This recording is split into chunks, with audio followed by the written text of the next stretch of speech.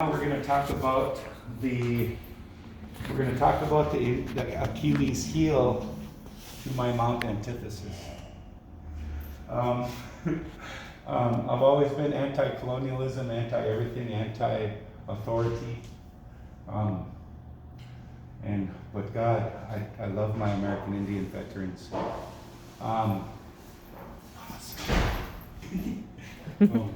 Okay. This is my Achilles heel. My Achilles heel to my Mount Antithesis. Because I find out in my life that even though I'm anti-government, anti-establishment, and anti-everything else, I find out that the most influential men in my life and influential people in my life have been veterans. And our veterans are really special people because they take on a lot when they chose to give their life to the United States. When they chose to give their whole being up for that narrative. And when they come back and they turn around and they get broken, extremely colonized. I've been hurt so many times by a veteran when they would speak, because they would turn around and have jobs and say, oh, life's good, man, just go get a job, everything's good, all you need to get a job. And I'm like, well, so you must got 15 jobs in your back pocket, right? Don't be talking to me like that,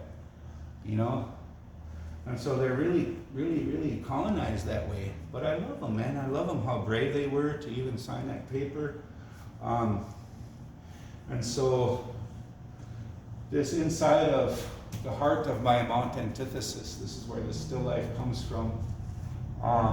And I chose the blue volcano light just to add a bit of a kind of a lightning factor and to bounce off the pyramid. So the black horse represents two men from completely different worlds. One was a white guy that was born and raised in Northeast Minneapolis. The other one was an American Indian man, spiritual leader, born and raised at Prairie Island. And so Roy Griffin and Art Owen. Roy Griffith taught me to persevere no matter how many times you get messed up, how many times you get messed over, how many times you get screwed over. Just keep helping people. Keep helping people. Help them. Help lift them up. And it doesn't matter if they take your money, and it doesn't matter if they screw you over, just keep helping. And that was him. And he taught me that there's a lot of power in that. And Art taught me the true absolute power of words in a story, how powerful a story can be. And so even though they were from opposite worlds, they turned around and both served in Vietnam. They both served in a famous mechanized, motorized battalion called the Black Horse. They're famous, really famous for a lot of reasons. A lot of those guys were heroes, so that Black Horse Battalion, very famous battalion. And it happened to be that they both served. I found out from Roy personally, and I found out from Art when I was watching that Native Veterans in Minnesota special on PBS, and how he was Black Horse Battalion. And I'm like, man, he must have knew Roy, and how they come from. And those two guys were so influential in my life. The duster, so cool. My the guy that gave me my name, when he gave me this, he gave me a stick. He gave me a dancing stick. And he told me, he says, no, he says, I don't want to see you dancing around out there in the pole, chopping people up now. And I said, okay. He said, this is for you. And then I've had that stick and it's hanging on my wall for a number of years, and I decided to put it in here. Because he's a veteran and he's been an influence in my life. Man, it was really funny. About 2 minutes later, after I decided to have this, I started to envision this still life that I wanted to have, and I was putting it down on paper. And then Fred Desjardins shows up. He's like, hey bro, he's like, I got something for you. He said, I got something for you from Mike. I said, oh, okay. And he says, yeah, come on up. I said, all right. I went out there a couple minutes later like that. Pulls that up. He said, here. He said, Mike told you. He said, Mike told me to tell you. He said, you're supposed to dust off your office with this.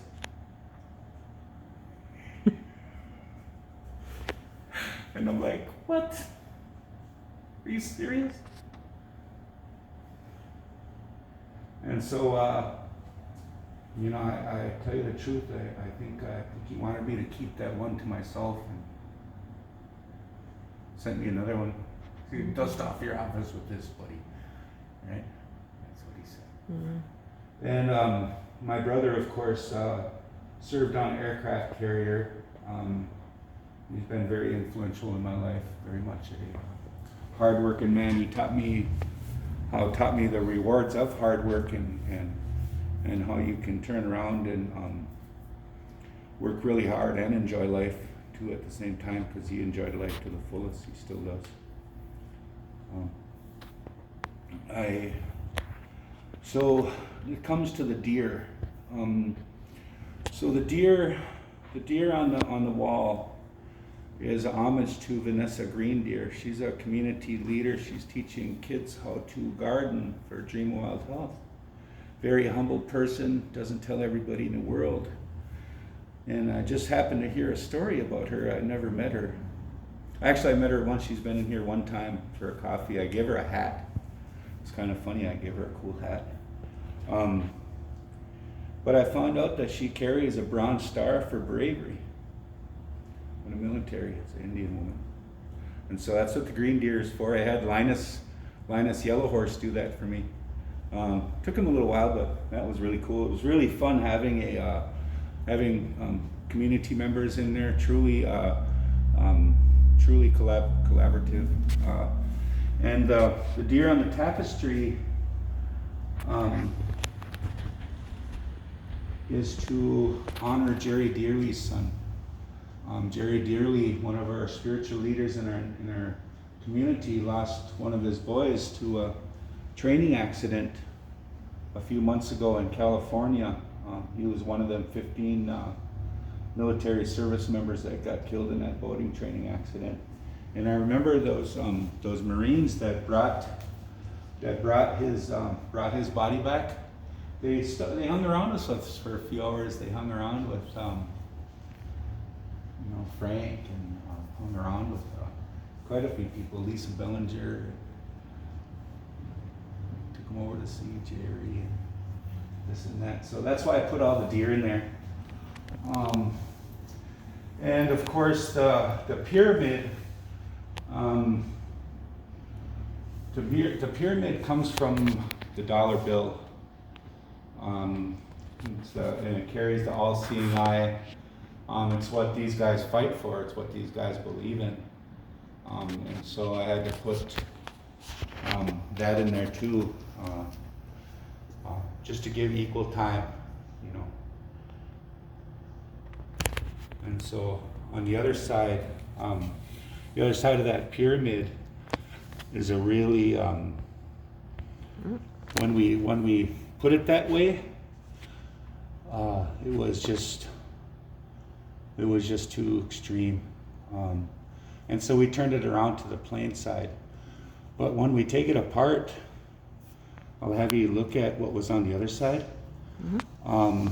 And you're like, we're getting a little heavy here, this and that. You're starting to get a little over-representative, of our hurt and their pain, you know, and so we just decided to keep the plain side out there. And I didn't know, Angela, I didn't know this was going to turn into, wait, you can turn it off now.